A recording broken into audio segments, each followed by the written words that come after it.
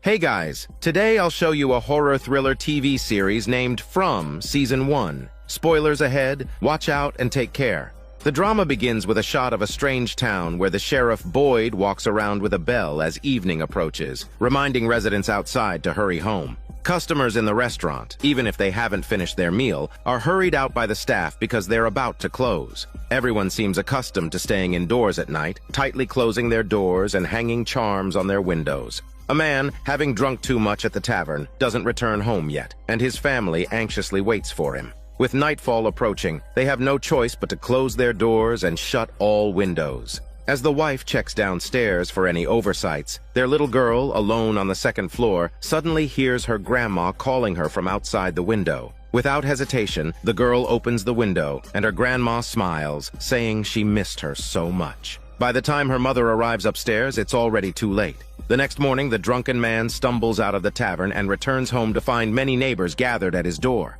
Boyd storms out of his house, cursing him as an irresponsible father. He then drags him upstairs where they find the gruesome sight of his daughter's lifeless body. The drunken father collapses in despair, sobbing uncontrollably. This is his misfortune and the town's nightmare. Boyd leaves the room, spots a fallen charm at the door, sighs, and pockets it. He then heads to the colony housing on the edge of town, the shared home to many homeless residents, including his son, Ellis. The father and son seem to have some unresolved issues, and an awkward atmosphere fills the air. Boyd invites his son to the funeral of the previous night's victim, but Ellis resists, claiming he's busy and doesn't want to go.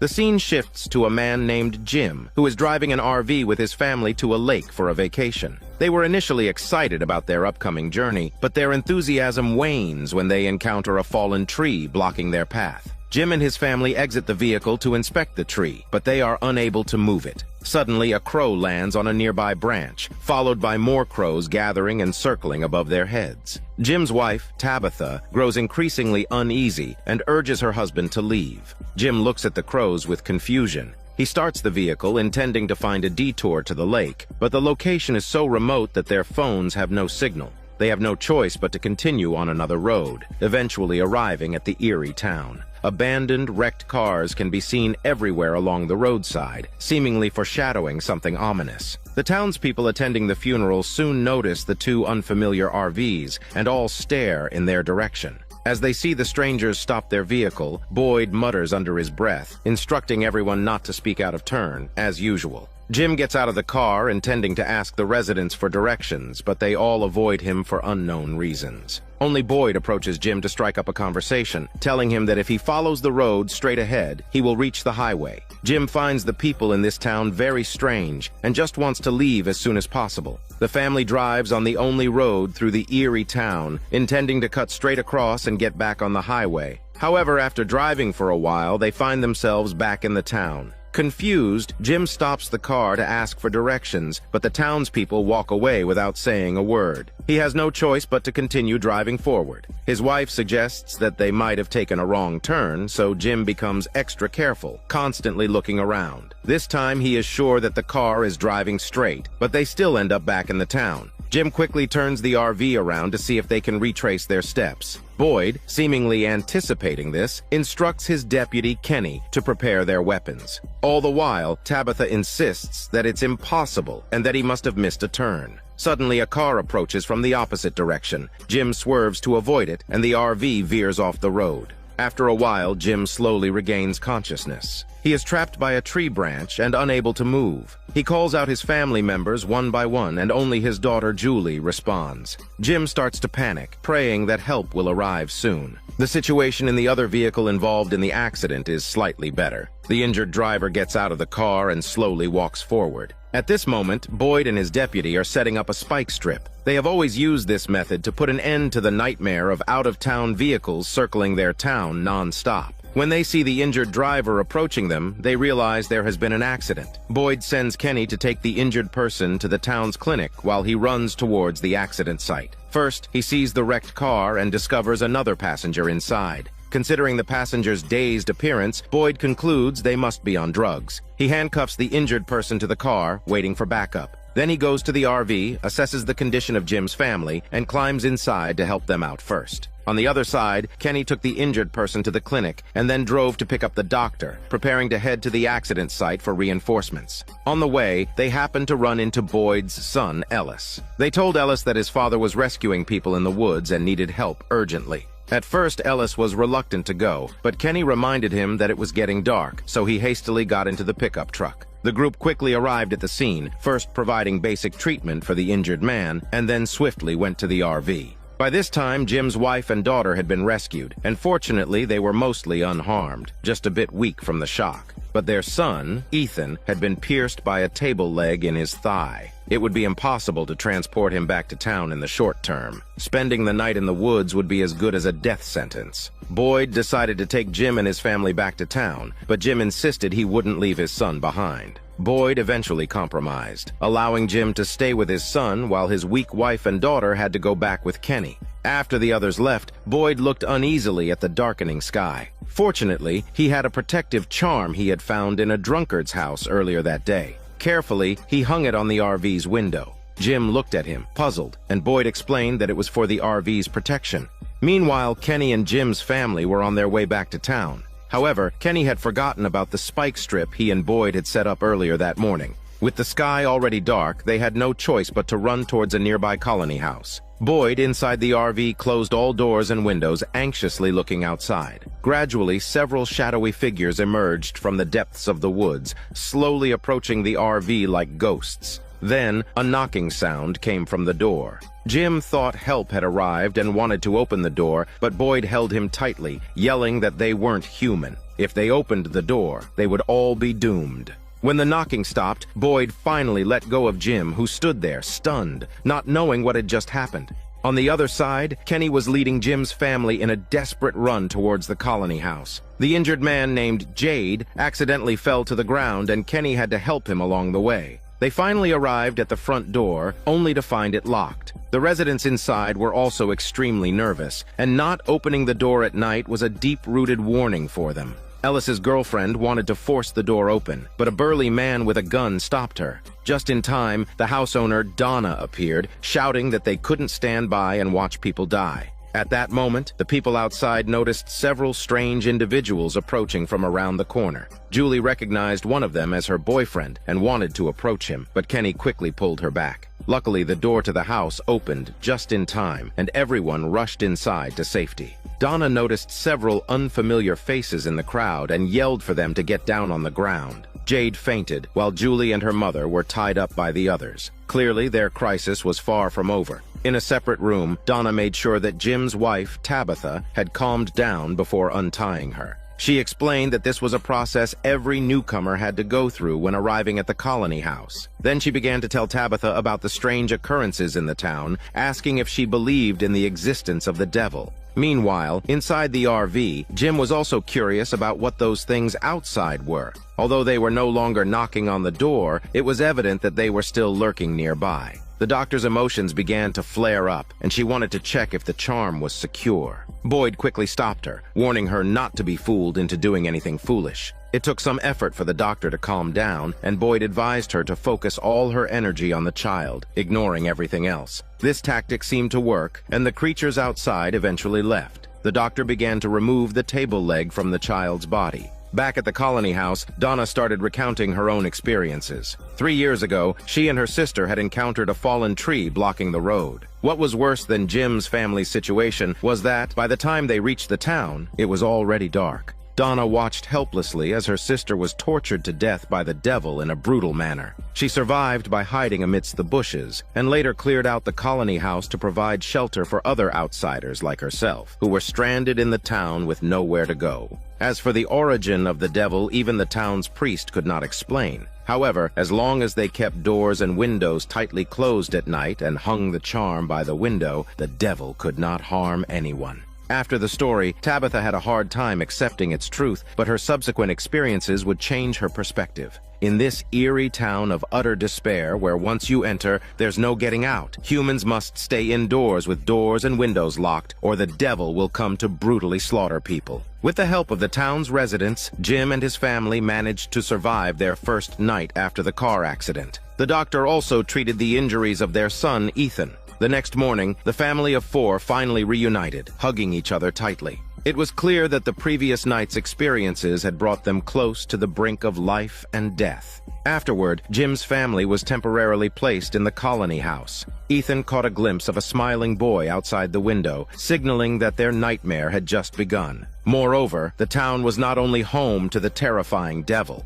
Kenny, who had escorted Tabitha and her daughter to the colony house the night before, did not return to the clinic to accompany his father, who suffered from dementia. When he arrived the next day, he found the clinic's door wide open, the charm on the ground. As expected, the clinic was in complete disarray, with the nurse and Kenny's father both gruesomely killed in the room. Kenny held his deceased father weeping in agony. Rewinding to one day earlier, after Kenny sent the injured driver from the car accident back to the clinic, he hurried off to rescue Jim's family. The only nurse who had to look after Kenny's father asked the waitress Sarah from the town's restaurant to help care for the patients. Little did they know that this seemingly innocent girl was actually a psychotic killer. Without any reason, she killed the driver, and afterward she appeared genuinely remorseful. She confessed everything to her brother, but to cover up the murder, she did something even more horrifying. After the nurse had settled Kenny's father, she found the clinic's door wide open and the smiling devil walking in. Now, the mastermind, Sarah, was at home, constantly confessing to her brother that she shouldn't have killed the driver or opened the clinic's door.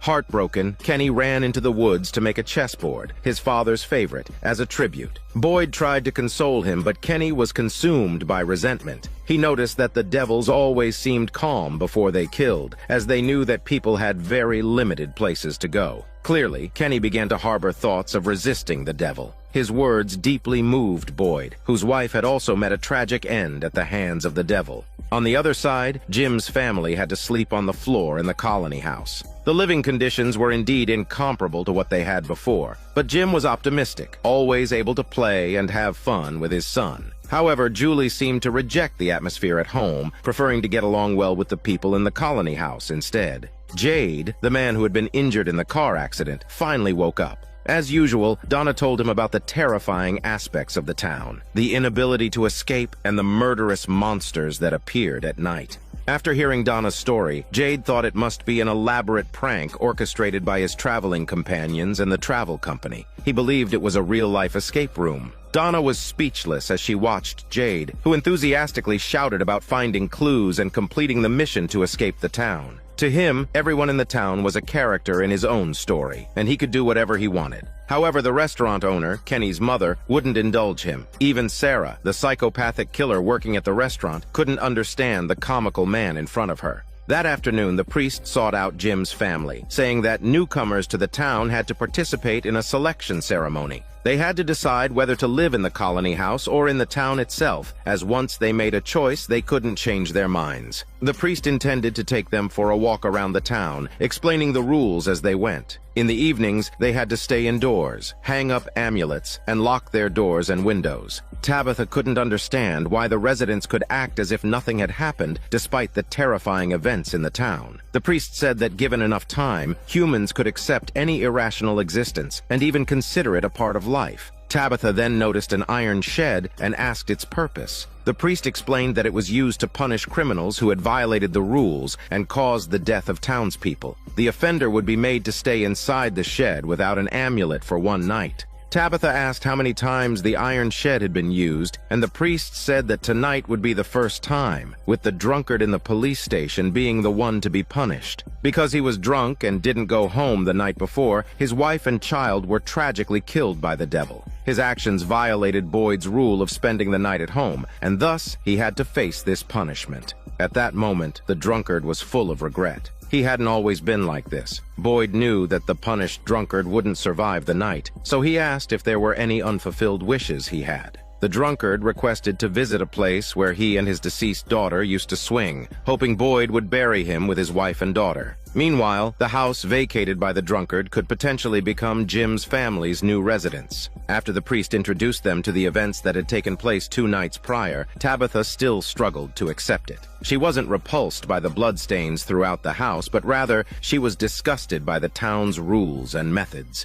She wondered why no one blamed the real culprits, instead of subjecting the house's owner to the same fate as his wife and daughter. She thought the townspeople's thinking was absurd. Having experienced the horrors of the devil up close in the trailer the night before, Jim believed that their only option was to adapt to this place. Otherwise, they'd end up like the drunkard's family. After hearing this, Tabitha reluctantly agreed. Boyd also sensed the decay of the town. He went to the church to find the priest, expressing that he couldn't bring himself to lock the drunkard inside the iron shed. Unexpectedly, the priest scolded Boyd, saying that the rules were set by him to deter other residents. If the drunkard wasn't punished, more people would break the rules. Boyd was furious, saying that they shouldn't just watch as a man who had just lost his wife and child was to be killed by the devil. The priest replied that for the sake of the town's safety, Boyd had no choice. Disappointed, Boyd sighed and walked away. He went to the shed to experience the feeling of sitting inside. The small, confined space nearly suffocated him, and he finally made up his mind. He ran to the police station, gave the drunkard an amulet, and told him about a small cabin in the forest where he could lay low. Soon, the selection ceremony for Jim's family began. This was the most important event in the town, presided over by the highly respected priest. Newcomers had to choose between living in the town, following the rules, and living a structured life, or living in the relatively relaxed colony house. Boyd stepped forward, saying that there was room for adjustment regarding the rules of the iron shed, implying that he wanted to pardon the drunkard's punishment. But just then, the drunkard appeared before everyone, holding the amulet.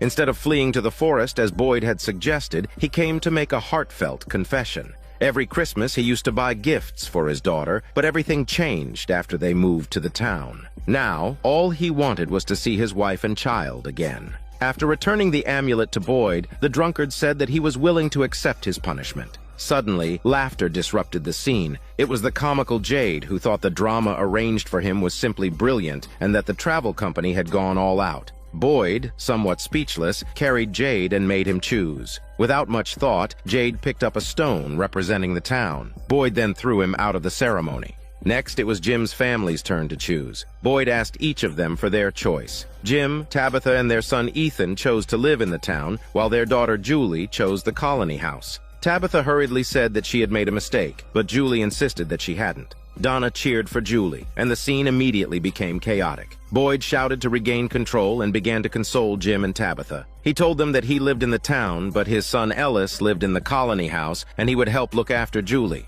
The priest seized the opportunity to finalize the decision as the sun was about to set. The selection ceremony was completed, and everyone hurried home. Not far away, Kenny wanted to make Jade realize the situation. He told Jade that his driver friend had been killed by the demon the night before. Jade wondered if this was some sort of branching storyline, but his doubts were shattered when Kenny took him to see his friend's lifeless body. Jade was devastated. As evening approached, all the townspeople gathered near the iron shed. Boyd opened the door, and with everyone watching, the drunkard slowly walked into the shed. After locking the door, Boyd left without even looking at the priest beside him. Night was about to fall, and the restaurant closed on schedule. Jim, Tabitha, and Ethan moved into their new home in the town. He didn't forget the town's rules, and he locked the doors and windows and hung up the amulets. Meanwhile, a party was being held in the colony house to celebrate the arrival of their newest member, Julie. The colony house was more lively than the town, and perhaps Julie's choice wasn't wrong after all. In the town's houses, Boyd couldn't help but peek out, wanting to check on the drunkard's condition in the iron shed. The scene in the colony house was a stark contrast to the drunkard in the confined space. Soon there was a commotion outside, and the drunkard looked out to find the vicious demon approaching. The accumulated fear over the years made the man tremble as he desperately awaited his doom. It was a hopeless situation for this man, all because he got drunk and didn't return home all night, leaving his wife and child vulnerable. They failed to lock their doors and windows, allowing the demon to break in and brutally kill them. According to the town's rules, the man was to be locked in the iron shed for 1 night, which means exactly a sacrifice made to the devil. Early the next morning, the town's sheriff arrived near the iron shed with a cart. Taking a deep breath, he loaded the pieces of the mutilated body onto the cart. After covering the remains with a tarp, Boyd pulled the cart towards the church. Jim and his family gradually began to accept their new life in the town. They spent their first night in a town residence house, which was an incredibly agonizing night for Tabitha. Although no demon visited them, she couldn't sleep at all. She knew that the house they were staying in used to belong to the recently deceased drunkard and his family. Tabitha knew that she could never truly fit into this town. At this time, their son Ethan came over and said he was hungry. According to the town's rules, they could dine for free at the local restaurant. As they left their house, they ran into Boyd. Ethan asked what was inside the cart. Boyd replied that it was just some supplies and reminded them to hurry if they wanted breakfast, as it was only available during specific times. The restaurant was already packed with people. However, as newcomers, Jim and his son were given reserved seats by the restaurant owner. The strange woman, Sarah, didn't show any signs of distress and enthusiastically served the father and son. Ethan said he wanted to eat pancakes, which was considered quite a luxury for the townspeople. Sarah didn't dare to agree on the spot, saying she would have to ask the kitchen first. Boyd took the body to the church, instructing the priest to bury the drunkard and his family together, as it was his last wish. Boyd couldn't forgive the priest for insisting on punishing the drunkard. Sensing this, the priest approached Boyd, who was fixing the iron shed, trying to bridge the gap between them. The priest knew the importance of Boyd to the town. It was Boyd who discovered the talisman and maintained the town's safety, allowing the residents to return to a normal life. However, Boyd seemed to have paid a heavy price. His wife likely died as a result. The restaurant owner carefully prepared delicious pancakes for Ethan. The little boy looked satisfied and asked his father if they were going to stay here forever. Jim replied that they were only staying temporarily and would definitely leave later. Although he appeared relaxed, he soon couldn't hold back his tears anymore. Excusing himself to the restroom, Jim began to sob, overwhelmed by the recent events and his worries for the future. Meanwhile, as Ethan enjoyed his pancakes, he met a strange friend named Victor, who lived in the colony house. Victor was said to be one of the earliest people trapped in the town. He was a solitary man, often locking himself in his room and drawing peculiar pictures. One day, he noticed that the forest seemed to be getting closer to the colony house. Just as he tried to measure the distance with his footsteps, he happened to meet Ethan, who was taking a walk. Ethan asked him if he had seen a boy in white clothes. Victor was surprised and was about to say something when Ethan's sister appeared, interrupting their conversation. Victor came to find Ethan this time to ask if the boy in white he mentioned looked like the one in his drawing. After looking at the drawing, Ethan nodded. Victor's face turned grim. At this moment, Jim walked out of the restroom and saw the eerie drawing of the boy in Victor's hands. Thinking that Victor might harm his son, Jim angrily threw him out of the restaurant. Ethan was upset, feeling that his father had hurt his friend. When they got home, he refused to talk to his father. Meanwhile, another newcomer, Jade, was now deep in thought. But he believed he could leave the strange town. He took Kenny into an underground storage room because he had seen a strange symbol on the ceiling and a corpse in a cabinet while searching for treasure the day before. But today, everything had changed. He believed this was an important clue to leave the town, but Kenny thought it was just a hallucination due to his tension in this new environment. Many newcomers had the same reaction, but Jade insisted that he could tell the difference between reality and illusion. After all, he used to be the boss of a software company. Kenny, failing to persuade him, decided to show him something. In the police station, Kenny pointed to a map and said that the people in the town came from all over the country. They seemed to be teleported and gathered here mysteriously. Now, no matter what happened, he wouldn't be surprised. Jade suddenly laughed, saying that someone must be behind all this and he would find the answer. Kenny said many people were like him at first, but they ended up going crazy or dying. Those who survived chose to accept everything irrational. Suddenly, a walkie-talkie nearby rang. Kenny said this happened often. Jade quickly moved the walkie-talkie away, thinking it might provide a clue. Jim's daughter, Julie, had just woken up on the living room sofa. She saw a strange man sitting in front of her and learned that he was drawing her portrait. However, she still felt uneasy. Then another guest came to greet her and, without asking, put on Julie's shirt. Julie didn't say anything but was obviously unhappy. She now regretted leaving her parents to live here alone. Fortunately, there were still some normal people, such as Ellis's girlfriend, Fatima. After hearing about Julie's morning ordeal, the girl took her to the colony house laundry area and said that she could help out there to retrieve her clothes and choose from some unclaimed ones. At this time, Julie's mother, Tabitha, appeared to deliver a sweater and tried to persuade her daughter to move back to the town with her. This upset Julie, who pointed out her parents were getting divorced. It turned out that the road trip was a pre-divorce journey agreed upon by Jim and Tabitha, but Julie had found out. The mother and daughter's conversation ended on a sour note. Later, Tabitha happened to meet Jim in the yard, who was also not on good terms with their son. As a result, the two found an outlet for their frustrations and started arguing again, not noticing the strange man. Victor came to see Ethan again, wanting to take him to find the boy in white. He also picked up a wooden stick to replace his cane, saying it was better for adventuring. And so the two entered the forest from the backyard. Victor had been living in the area for many years and was very familiar with the surroundings. They quickly discovered the fleeting figure of the boy in white, deep in the forest. Victor brought Ethan to the tree hollow where the boy had disappeared, seemingly knowing many secrets. Victor drew a smiley face on a stone and threw it into the hollow. Not long after, the stone fell from the sky, the very same one that had been thrown into the hollow. Victor said that humans could be teleported by magical forces too, but the destination was uncertain and could be far away. Suddenly, there was a noise from the tree hollow. Victor sensed something was wrong and decided to take Ethan away from there.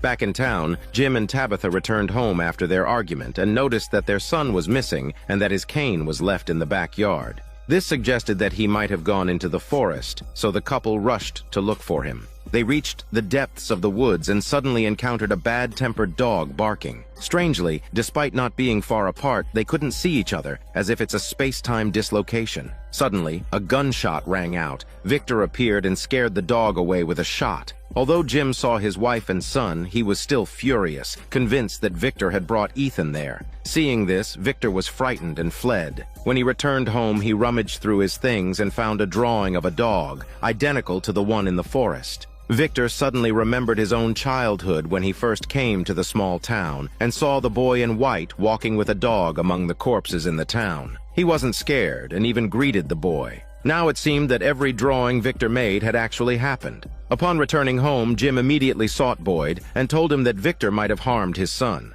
However, Boyd replied that Victor was part of the colony house and he had no authority to intervene. He could only negotiate with Donna, the person in charge of the colony house. Feeling guilty, Boyd invited Jim's family to dinner as a formal welcome. He even dressed up for the occasion.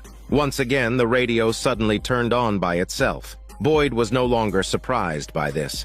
At that moment, the waitress Sarah suddenly felt an unbearable pain in her arm, followed by veins surfacing one by one, forming the words, "Kill the boy." Not long after, the text disappeared, but Sarah's ordeal didn't end. She suddenly fell to the ground and started convulsing violently. With the help of Fatima, Julie finally got her own independent space. She was working hard to adapt to the environment here and wanted to blend in. However, some people still knew that this place was not suitable for living and were trying their best to escape. Victor, who knew more about the truth, was digging something at the moment, and everyone in the colony house was looking at him in confusion. Donna ran over and asked him what he was doing. Victor replied that he just wanted to be prepared this time, feeling as if he was digging his own grave. He probably sensed that disaster was about to befall the town. After Sarah's convulsion, her brother seemed to guess something and quickly ran towards the clinic. However, Sarah had already improved by then. The town's only doctor didn't find anything wrong, but still asked her to stay in the clinic for observation overnight. Strangely, Sarah repeatedly emphasized that she didn't want to see her brother. At this time, the town's sheriff also walked in, wanting to find out why Sarah suddenly had a seizure. 6 months ago, similar cases had occurred in the town, and he was very concerned, wondering if it was caused by the town's environment. However, the doctor reassured Boyd that there was no such possibility. What they needed to focus on now was how to persuade Sarah's brother to leave so that the patient could rest. Boyd took on this task and stopped the brother at the hospital entrance, saying that Sarah was already resting and asked him to come back tomorrow morning. Seeing that he insisted on going in, Boyd asked if they were hiding something from him. Unexpectedly, this casual remark made the brother nervous, and he left after a few stammering words. In fact, Sarah had indeed done something terrible, so it was no wonder the brother was so nervous. She had once killed the injured driver lying in the clinic with her own hands. In order to cover up her crime, she opened the clinic's door to let the demon in, which ultimately led to the tragic death of the clinic's nurse and Kenny's father.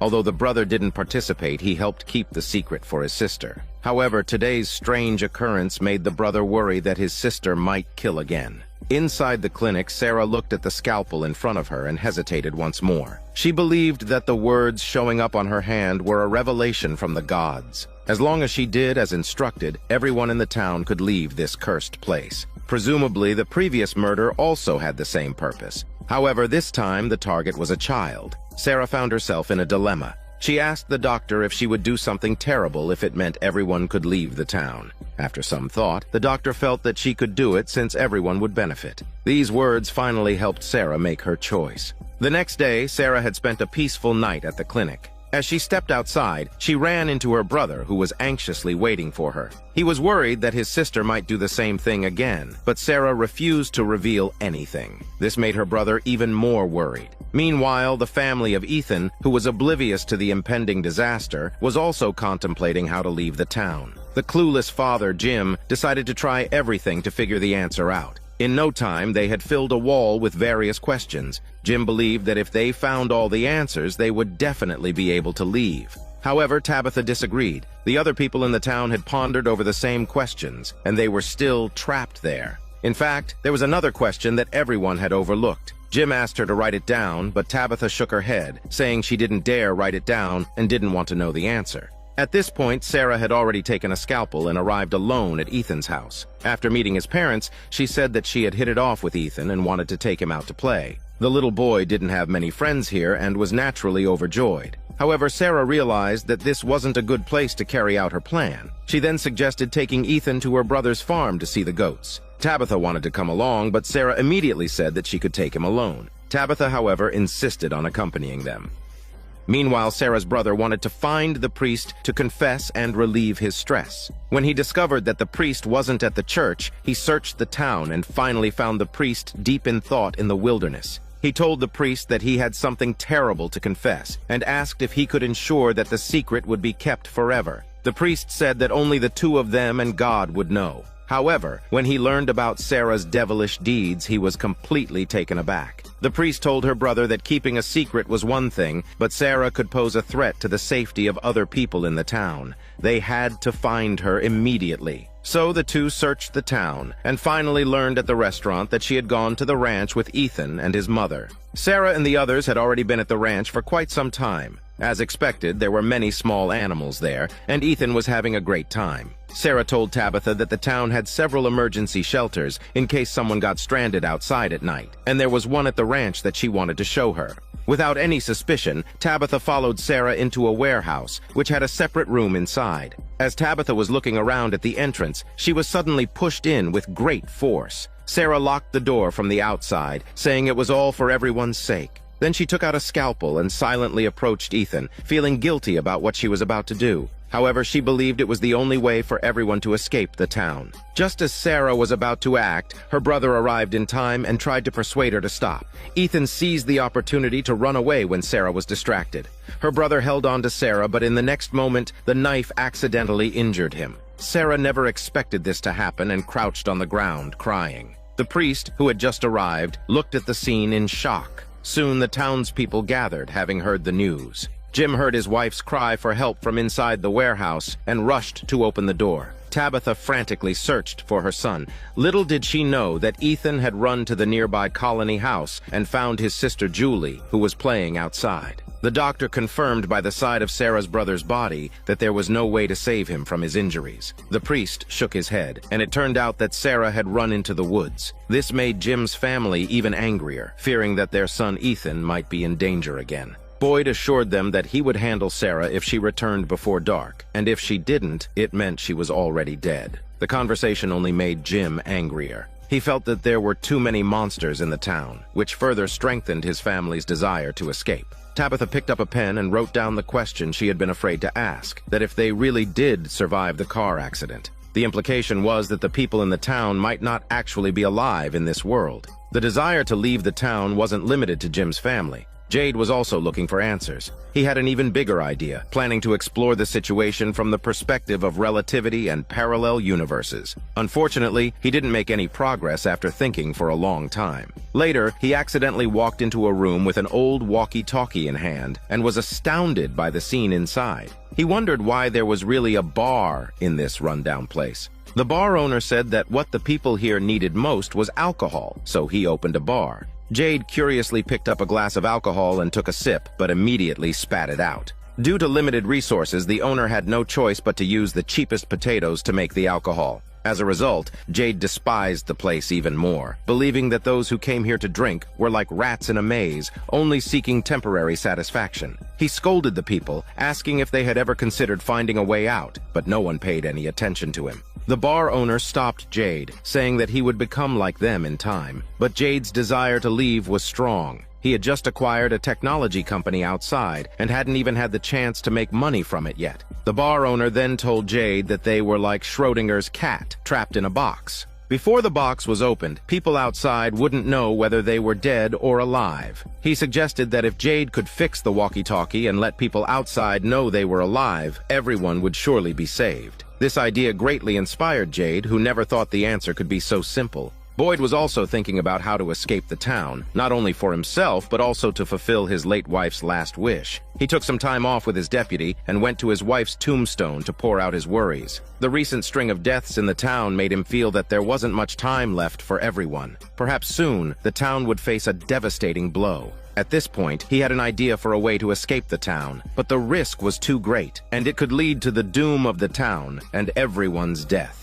Boyd was now hesitating, unsure whether to proceed. His wife used to make decisions for him when he was confused, and now he still yearned for a sign. While searching for a sign, he happened to encounter the guilt-ridden doctor, who felt that her conversation the night before had led Sarah to harm Ethan. Boyd kept reassuring her that it wasn't her fault, reminding her that she had saved the boy's life just a few days ago. At that moment, the radio on the table chimed in again, and Boyd suddenly realized that the sign he was looking for had arrived. On Jade's side, after getting a hint from the bar owner, he decided to repair the radio in the police station to establish contact with the outside world. Fortunately, there were many old cars in the town, providing an ample supply of replacement parts. Meanwhile, Jim discovered something peculiar in their temporary residence. The wires on the lamp had only plastic insulation and no metal conductors. Even the plug was broken, but the lamp still managed to light up. As the couple marveled at the oddity, Jade suddenly burst in.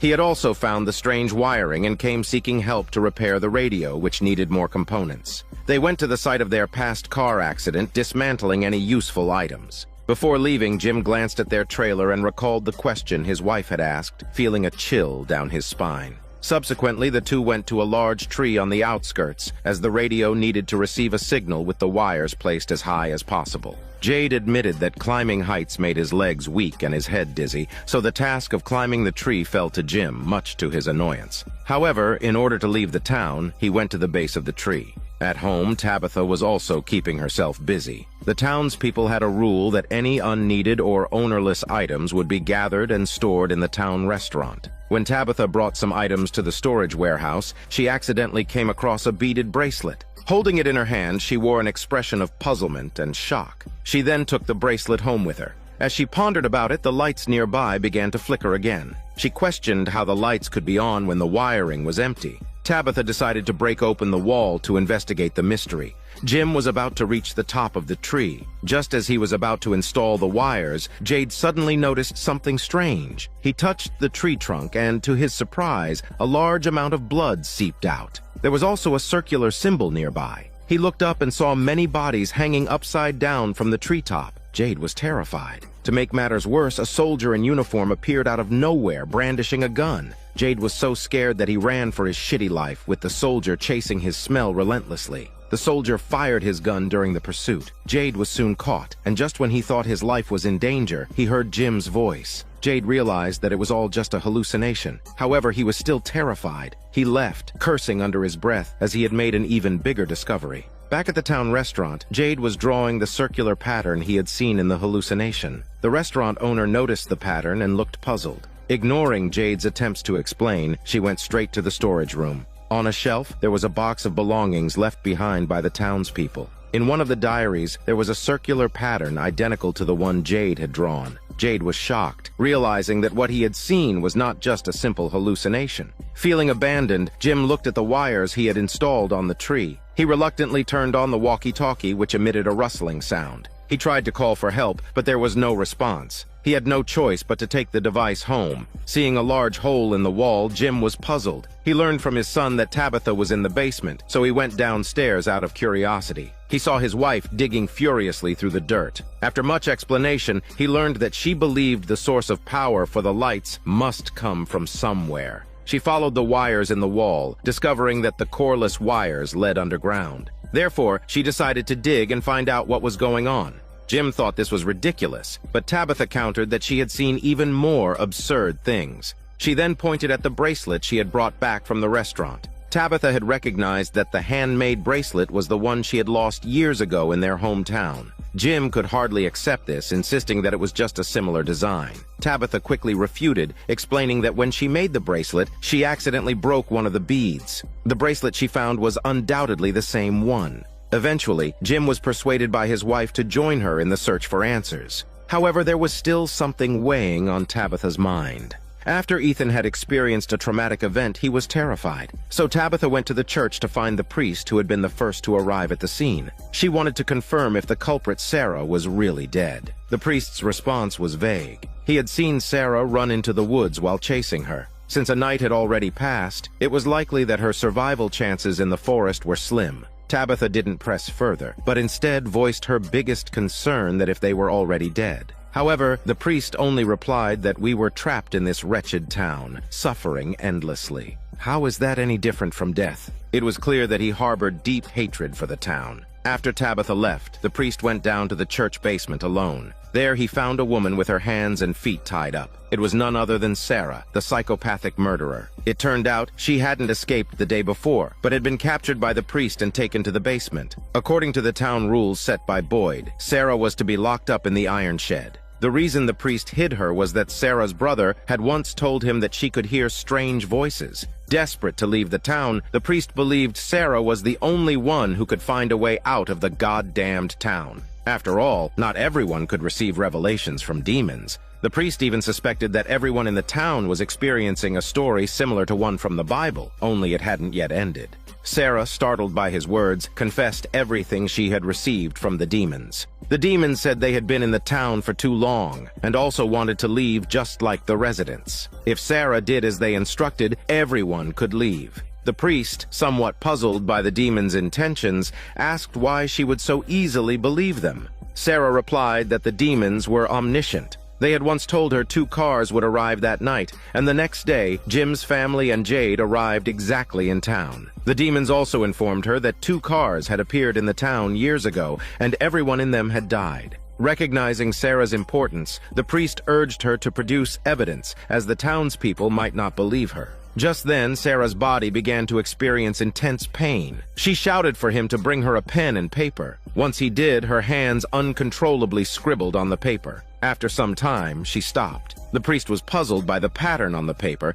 and asked Sarah what it meant. She told him that the demons had been watching him and saw him bury a package when he first arrived in town. This was the proof of the demons' existence. The priest seemed to remember something and went to a pile of stones outside the town where he used to meditate. It turned out that he had hidden a dark secret there. Eagerly, the priest retrieved the package, which contained a bottle of alcohol, a blood-stained piece of clothing, and another item that made the priest's face turn pale. The design on the chocolate wrapper was identical to the pattern drawn by Sarah. At this point, the priest became flustered. The town's sheriff, Boyd, had yet to grasp the true power of the demons. After burying Sarah's brother with his deputy, he shared his plan. A few days ago, he had spent a night in a trailer, proving that the amulet could indeed protect against the demons' attacks. With this in mind, he decided to take the amulet and search for an exit in the forest. The townspeople had already confirmed many times that the road could not lead them out of the town. Therefore, the exit must be hidden in the forest that everyone was afraid to enter. However, Kenny didn't agree with his plan, saying it was no different from courting death. Boyd hesitated and shared his own concerns. It turned out that Boyd's father had been diagnosed with Parkinson's disease at his age. Recently, Boyd's hand had been shaking uncontrollably, indicating he might soon fall ill as well. Unable to protect the townspeople any longer, Boyd wanted to explore a way out while he still could. After knowing Boyd's predicament, Kenny finally understood and agreed. If Boyd met with an accident, Kenny would take over his duties and continue to protect the townspeople. The best partners went outside to play a game of baseball, as if bidding a final farewell. In contrast to the townspeople's fear and solemnity, the people in the colony house were much more at ease. By chance, Julie spotted a bunch of flowers at the door and, out of love for them, brought them to her room. Fatima teased her, asking if the flowers were sent by the demons. As night fell, everyone in the colony house was sound asleep. A man wearing glasses quietly crossed the hall, climbed the stairs, and entered the innermost room on the upper floor. With a somewhat dazed expression, he opened the curtains. A girl holding flowers stood in front of the window and asked if she could come in. It turns out the reclusive man secretly harbors feelings for a demon. Fortunately, he always manages to resist her temptations and never opens the window for her. The others, unaware of this secret, are decorating their rooms as they prepare for a banquet that night. Fatima is delighted and even brings out her long-cherished clothes for the occasion. Julie admires her optimistic attitude. She doesn't seem like someone trapped in a small town at all. Victor is still behaving as usual, searching for his favorite canned peaches in the kitchen. Donna tells him that they've run out of canned peaches, leaving Victor with a disappointed look. He says that for so many years this was the only thing that hadn't changed. Now, even that has changed, intensifying his ominous premonitions. As night falls, the man with glasses leaves a bouquet of flowers at the colony house's entrance, hoping that the demon he fancies will visit once again. It's as if he's welcoming a deadly celebration. The town's sheriff, as usual, diligently reminds the residents that it's time to return home and secure their doors and windows. When he finishes his task and returns to the police station, he's surprised to see the priest waiting at the entrance, insisting that they discuss something important. Seeing the priest's determined attitude, Boyd reluctantly abandons his plans to go home, preparing to spend the night at the police station instead. The priest is astonished when he sees the many bags on the table and asks if Boyd is planning a long journey. Boyd doesn't intend to keep his plan to explore the forest for an exit a secret, so he shares it with the priest. The priest doesn't pry further. Instead, he asks Boyd to look inside his own backpack, revealing bloody clothes that were dug up from a pit during the day. The priest recalls that before arriving in the town, a child had come to confess to him, but he didn't take it seriously and dismissed the child with a piece of chocolate. That night, the child tragically jumped to his death. The clothes belonged to the child, and the priest had been filled with regret. While standing alone on a bridge drinking, he seemed to hear God's call in a daze and drove to the mysterious town. The first thing the priest did upon arrival was to bury the child's clothes and chocolate. Boyd, puzzled, asks why he's sharing this information now. The priest explains that he's tied Sarah up in the church basement. Boyd is shocked. Previously, someone had violated the rules, and the priest had let him enter the iron shed without hesitation. So why is he making an exception for Sarah? The priest explains that Sarah can hear revelations and might be the key to finding a way out. The strongest evidence is the chocolate symbol Sarah drew. She had only been in town for 6 months and couldn't possibly know about the chocolate package the priest had buried years ago. Boyd gradually relents, questioning why, if the demons know everything, they would help everyone. The priest admits he doesn't know, but it at least shows that Sarah is special. He then proposes his plan, hoping that when Boyd explores the forest for an exit, he can bring the priest and Sarah along. Perhaps it will have unexpected effects. This leaves Boyd in a state of hesitation. At this moment, everyone in the colony house was gathered together, enjoying a lively banquet. Donna called for everyone's attention, as she had something to say. As it turned out, today marked the first anniversary of Fatima's arrival at the house. Everyone undoubtedly adored this optimistic young girl. Donna even gave her a flower wreath as a gift, which touched Fatima deeply. Another woman gave her a smelly kiss, much to the surprise of Julie, who knew that Fatima already had a boyfriend. As everyone continued to eat and drink, they didn't notice that the reclusive man with glasses had once again snuck up to the second-floor room. Expertly, he drew back the curtains, and as expected, his beloved was waiting outside the window. She told him this would be their last meeting because the feeling of seeing but not touching was awful. Blinded by love, the man finally opened the window and gently invited her into the room. After closing the window, the couple, who had always been separated by glass, began their intimacy. However, the girl soon revealed her true demonic form. After cleaning the blood from her body, she opened the window once more. The pitch-black night concealed the slow approach of several figures from the nearby forest. Unaware of the impending arrival of the terrifying demons, the people in the colony house were immersed in the joyful atmosphere. Only Boyd's son, Ellis, wasn't in high spirits. The birthday celebration reminded him of his late mother, leading to a heated argument with the others. His girlfriend, Fatima, quickly intervened and advised him to go upstairs to cool off. She then returned to the living room and noticed her friend sitting on the sofa, looking unhappy. Learning that her friend admired her jacket, Fatima didn't hesitate to take it off and give it to her. The girl was delighted and said she had something to give her in return, quickly heading to her room. At this point, Julie approached Fatima and asked about the woman who had kissed her earlier, questioning their relationship since she was dating Ellis. Fatima explained that it was just a bit of fun between her and the woman. This revelation was difficult for Julie to accept, and she hurriedly ran upstairs.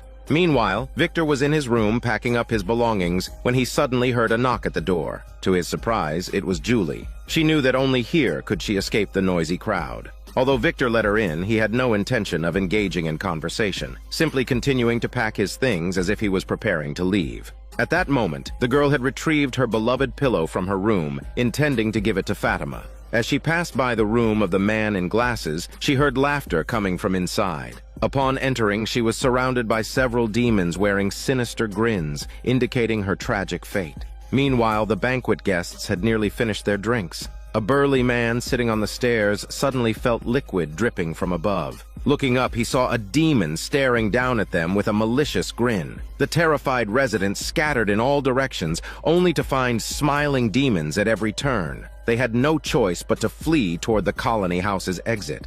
Donna was leading the way and urged the escaping residents to get into their cars and head to the nearby town. Fatima realized that her boyfriend Ellis was not among them and refused to leave without him. Ellis, who had been awakened by the commotion downstairs, cautiously stepped into the hallway, only to find a trail of blood seeping from a room and his girlfriend's yellow clothing. He entered the room. To his relief, the body he found belonged to Fatima's friend, who was wearing Fatima's clothes. But soon enough, a demon with a pig smile entered the room. Ellis quickly broke the window and made his way to the second-floor balcony.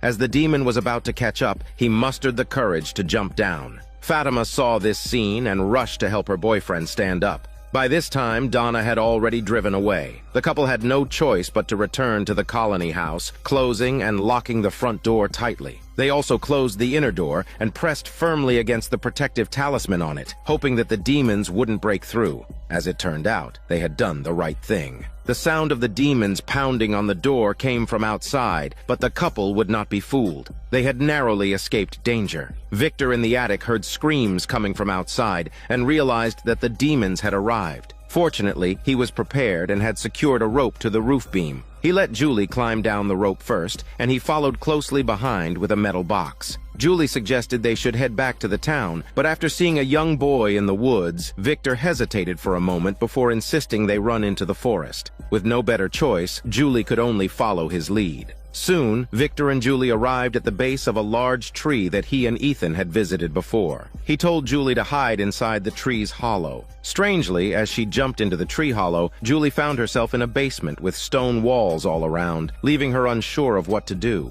Meanwhile, in the town, Boyd and the priest were still discussing Sarah's issue when they suddenly heard a car honking outside. They rushed out to find Donna leading the survivors from the colony house. Trailing behind them were the slowly approaching demons. Once everyone had entered the police station, the priest heard someone calling his name. Seeing this, Boyd opened fire and helped the priest into a room. The priest's neck was bleeding profusely, and now he could only emit some weak chicken sounds. Boyd knew that the priest was beyond saving, so he held him in his arms and prayed with Donna until the priest drew his last breath to meet Jesus. On the other hand, Jim and his family were unaware of the tragedy unfolding at the colony house. He was working on a signal receiver, hoping to connect it to a walkie-talkie and contact the outside world. Tabitha was very relieved, although they could not be certain that this method would work. At least everyone was making an effort. Moreover, her plan to dig a hole was still underway. Following the mysterious electrical wires, she had already excavated a hole nearly 2 meters deep. When Jim asked her when it would end, Tabitha replied that as long as they kept digging, they would eventually uncover the truth.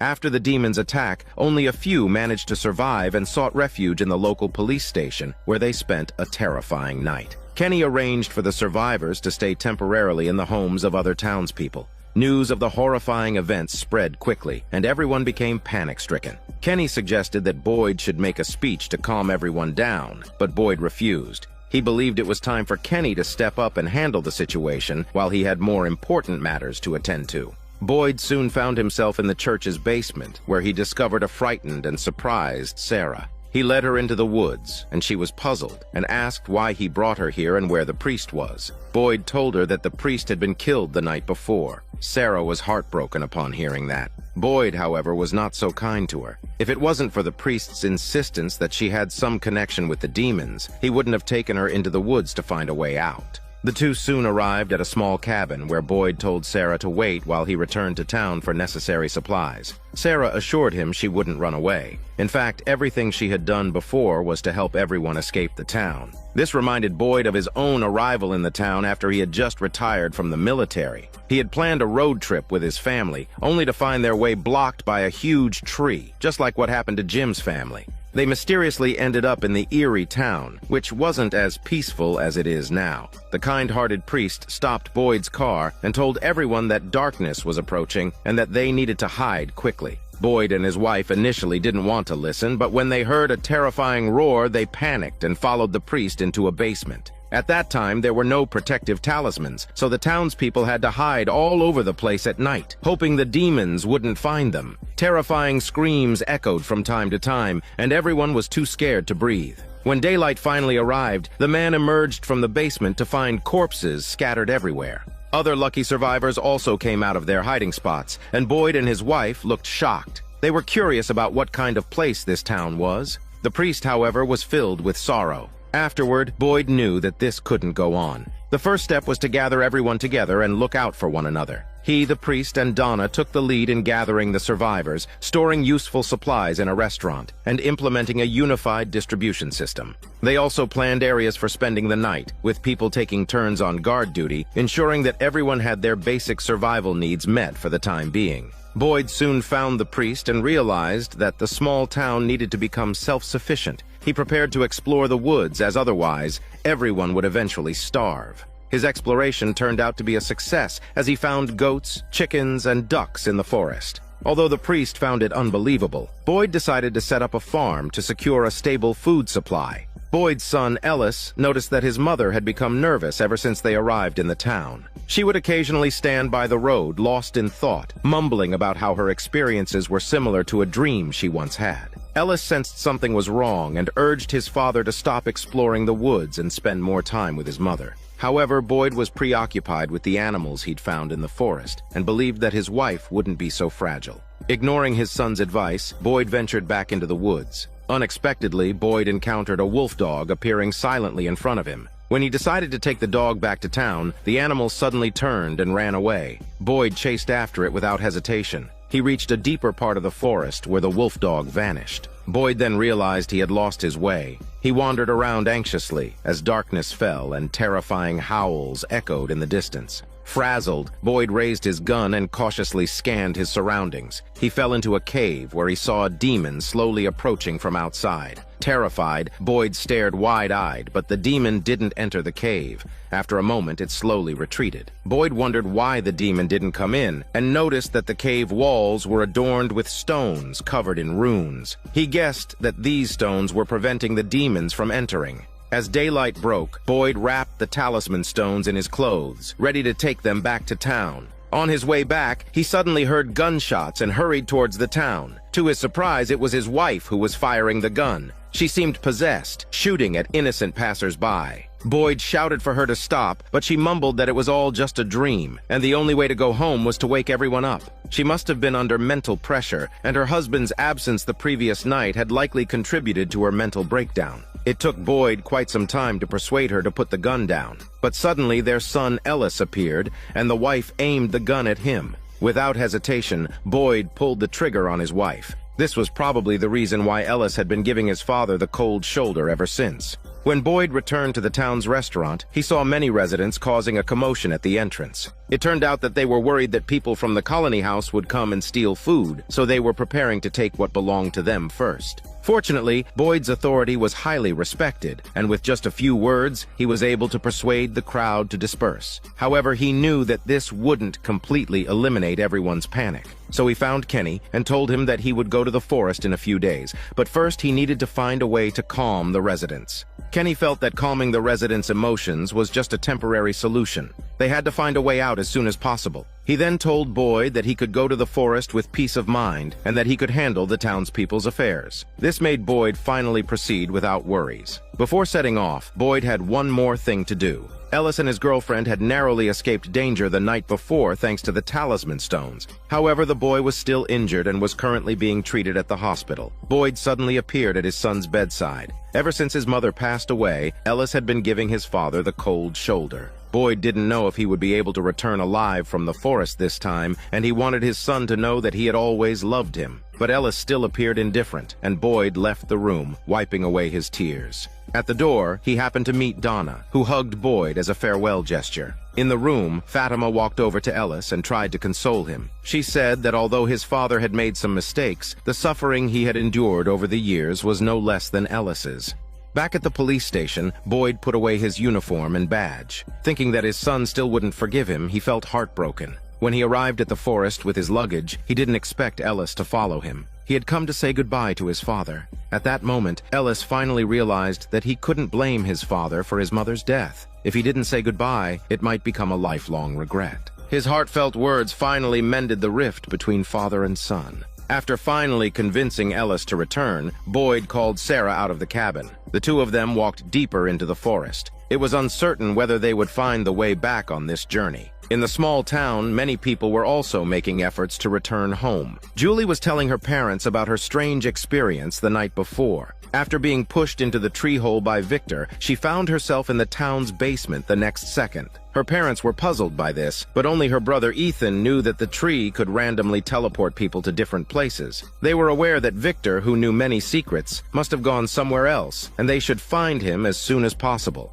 Another person who had the same idea was Jade. He had accidentally seen the strange symbols and a younger Victor in a booklet earlier, and rushed over to ask Julie about Victor's whereabouts. However, Jim didn't want his daughter to relive the painful experience from the night before, and quickly pulled Jade outside. Jade shared his discovery, which only made Jim angrier. Last time, Jade had tricked him into the forest to set up an antenna, only to leave without a word. Now he wondered what was going on. Jim told Jade that the radio had actually worked, but the signal was too weak for conversation. They should place the antenna higher up. As a result, the two went to the colony house, where Donna was cleaning up the dead bodies scattered all over the floor. Jim proposed his idea, saying that the colony house was situated at the top of the highest peak, and if they could set up the antenna on the roof, the signal would be the strongest. Donna agreed. She then found Kenny and gathered all the residents together, telling them that many people were looking for a way to escape the town, and now it was time for everyone to contribute.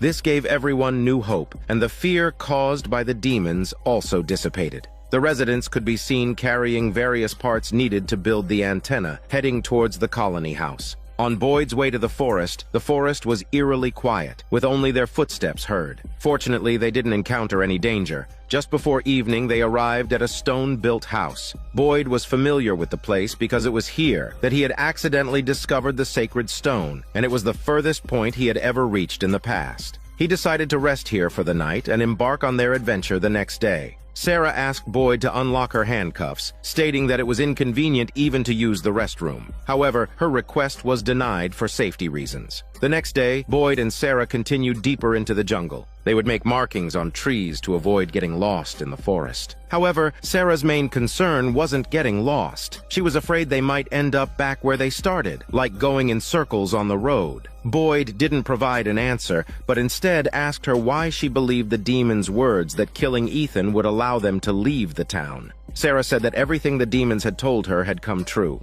They said 2 cars would arrive in the town, and then Jim's family and Jade appeared. The demons also said that if she didn't kill the little boy, Sarah's brother would die, followed by everyone in the town. The first 2 events had already happened, leaving only the last one. After listening to her, Boyd finally understood the girl's helplessness and unlocked her handcuffs. Boyd believed that there would be a time when all questions would be answered, so he pressed on even more diligently. Before long, the two heard a crisp sound coming from ahead. Following the source of the noise, they discovered many glass bottles hanging from a large tree, which produced the sound as they swayed and collided. Sarah was puzzled, as it was said that no one had ever ventured this far. Boyd looked carefully and found that there seemed to be something inside the glass bottles. Just as he was about to take one down, Sarah suddenly covered her ears in pain, screaming that they were talking to her again. Then she collapsed to the ground and started convulsing. The other people in the town were also making efforts to escape. They had placed their hopes in a plan to build a radio tower to contact the outside world. However, this was no small task, and despite working all day, they hadn't finished. When they returned to their living quarters, exhausted, some began to doubt if the tower would be useful at all. The next morning, Donna was awakened by a scream. A resident had committed suicide, overwhelmed by the pressure, possibly related to the radio tower. In fact, many people in the colony house had the same concern. Fatima, who was connecting wires, thought that even if the signal tower managed to contact the outside world, how would they leave? And even if they did return home, would they still be the same people? However, Jim hadn't thought that far. He was immersed in the task, and with the radio tower nearing completion, he mentioned that they only needed more wood for support. Donna happened to pass by. Upon hearing the request, her accumulated unease erupted. She stormed into the colony house's kitchen and began chopping up the wooden floor in frustration, shouting that everyone's leaving anyway, so this colony house is useless. Exhausted from chopping, Donna then headed to the town's bar. Kenny had noticed Donna's poor mood and followed her there. He thought she was upset about the person who took his own life the day before, but that wasn't the case. Her worry was that everyone now had their hopes set on going home. But what if the radio tower failed? It would plunge many into despair. Kenny didn't know how to respond to her. However, Donna was sensible. After venting her frustrations, she knew it was impossible to halt the radio tower plan now and would still do her best to help. Jim encountered another problem. He couldn't find the power source needed for the walkie-talkie. He and Jade had removed all the car batteries they could find, but many were already drained. Even when combined, they couldn't power the walkie-talkie for long. Jade was frustrated and kept saying how great it would be if they could find the mysterious man Victor, as he was convinced Victor was the key to leaving the town. Jim couldn't help but feel disdain, thinking this was a clear attempt to avoid the problem at hand. After hearing this, Jade left in anger. Left on his own, Jim couldn't come up with a good solution. Ellis told him that the wires connecting the radio tower were ready. Jade was still preoccupied with finding a power source. He complained to the restaurant owner, who became increasingly annoyed. She fiddled with a few switches, and surprisingly, this action gave Jade a great insight, though he didn't reveal what it was. On Tabitha's side, she was also quite persistent, continuing to dig holes day and night. She wanted to see where the strange wires came from. After finishing her work for the day and preparing to leave the basement, she suddenly heard a strange noise.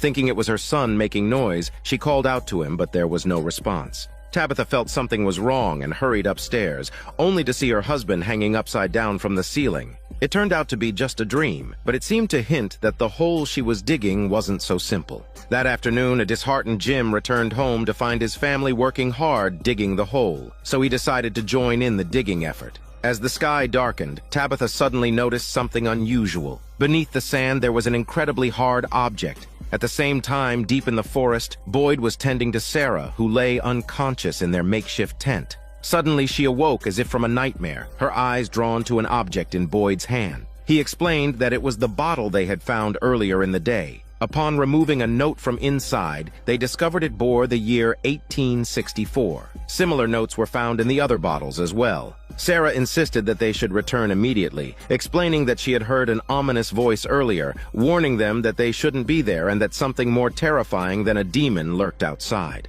As Boyd pondered this, a noise emanated from nearby, followed by the tent beginning to shake. But both he and Sarah were too afraid to venture outside. Fortunately, the shaking ceased after a short while. Boyd hurriedly retrieved a fallen talisman and hung it up. However, a loud explosion followed, and bright lights flashed into the tent, illuminating it like daylight. The pair were terrified and dared not go outside to investigate. They sat there, dumbfounded, until daybreak. As Boyd stepped out of the tent, he was stunned by the sight that the area was covered in dense spiderwebs. Though they couldn't make sense of it, Boyd insisted on heading towards the source of the light from the night before. Sarah tried to persuade him to turn back, reminding him of the warning from the voice. Boyd felt helpless. They didn't know what had dragged them there or how to return. Besides, the beam of light seemed to come from a searchlight, so they might encounter other people if they reached it. Sarah remained uneasy, wondering if Boyd's wife was trying to send a message to warn him. As soon as she said this, they heard a cry for help in the distance. They rushed to investigate and arrived at a large tree where they found a woman entwined within. Boyd recognized her as his deceased wife. As he started to approach, he disturbed spiders hiding in the ground. Several of them crawled onto him, and Sarah hurried to help remove them. Boyd then realized that what he saw was just an illusion. After they finally escaped the web-infested area, Boyd became increasingly agitated. He hadn't found any clues from the outside world, and his health was deteriorating, probably due to the after effects of a spider bite. The hallucinations were likely induced by neurotoxins. Boyd grew desperate, feeling the mission was doomed to fail. Sarah encouraged him, asking if he didn't want to reunite with his son. Her words calmed him, and he struggled to his feet, gazing up at the sky. A storm was brewing. In the small town, the residents were working tirelessly to build a signal transmission tower in hopes of escaping their isolated existence. However, they had no power supply. In this eerie town, the electrical wires in everyday appliances weren't real and could operate without being plugged in. But Jade had an idea inspired by a lamp. He ran to Jim's house to share his thoughts. Jade demonstrated that the lamp could light up without being plugged in, which suggested that its base had a power source. He reasoned that this power could also be used for other appliances. To prove his point, he connected a hairdryer he found in an outsider's car to the lamp's base. As the light bulb lit up, the hairdryer also powered on. Jim realized that if they could find more lamps, they could supply enough electricity to the radio tower. Jade called upon the townspeople to search for more lamps and electrical wires. Since the wires within the town were hollow and useless, they had to dismantle wires from outsiders' vehicles. With the hope of returning home within reach, everyone eagerly contributed to the radio tower project. The town's doctor knew of an abandoned camper with electrical wires and quickly went to dismantle them. Kenny was full of energy and began daydreaming about life after leaving the town. He expressed his desire to travel the world with the doctor, which was actually a subtle confession of his feelings. However, when the doctor revealed that she was already engaged before entering the town, the heartbroken Kenny made up an excuse and left in a hurry.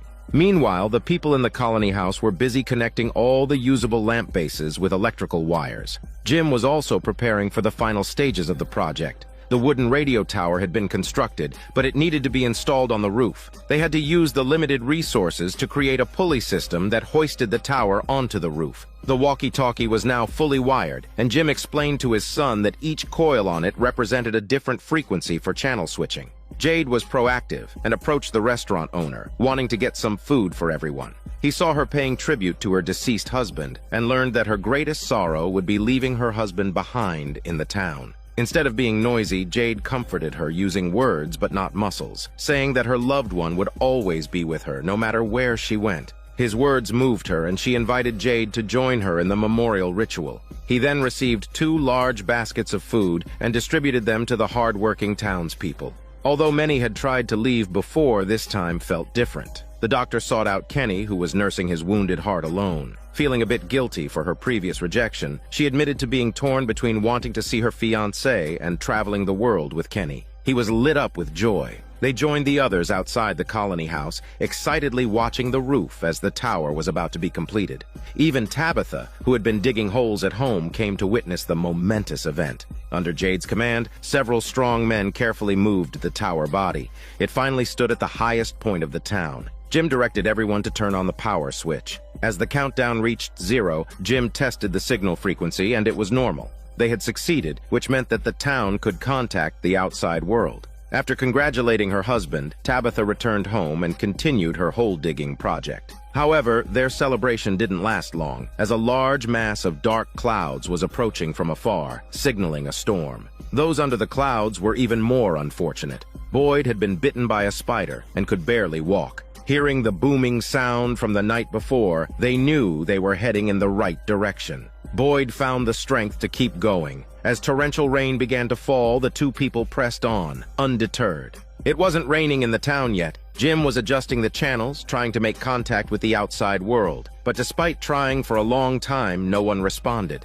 Seeing the storm approaching, Donna urged everyone to get inside. Jim didn't want to give up, as the tower could be destroyed by the strong winds. This might be their last chance. Donna understood this, and after calling the children back inside, she went to help Jim. The heavy rain soon started to fall. Just as Jim cursed and was about to pack up the equipment, a voice came through the walkie-talkie. To Jim's surprise, the person on the other end knew his name and warned him that his wife shouldn't dig that hole. Afterwards, all the lamp bases burned out. Alarmed, Jim rushed home, fearing that his wife was in danger. As it turned out, Tabitha had been digging in the basement, trying to find the source of the power line. She had made progress yesterday, reaching a depth of over 2 meters, but she couldn't dig any further because there seemed to be a hard object blocking the way down. She went to the town's storeroom and found a pickaxe. But as soon as she made a hole in the basement, the entire bottom of the pit collapsed. Tabitha had nowhere to hide and fell in with it. Fortunately, it wasn't too deep, and Tabitha wasn't seriously injured. She had also solved a mystery. The power line in the wall stopped here. Suddenly, the mysterious man Victor appeared from the depths of the hole. He hadn't been seen since the colony house was attacked by the demons. He said that the boy in white had foreseen Tabitha coming here and arranged for him to meet her. This place was where the demons slept, and it was best to leave as soon as possible.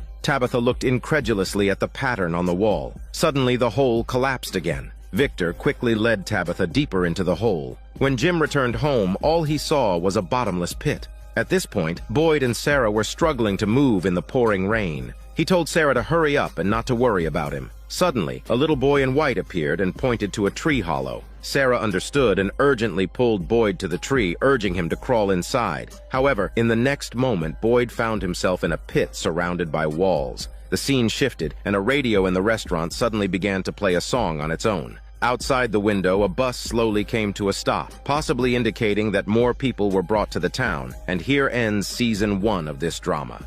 This is Daniel CC Movie Channel. Stay safe and enjoy your day.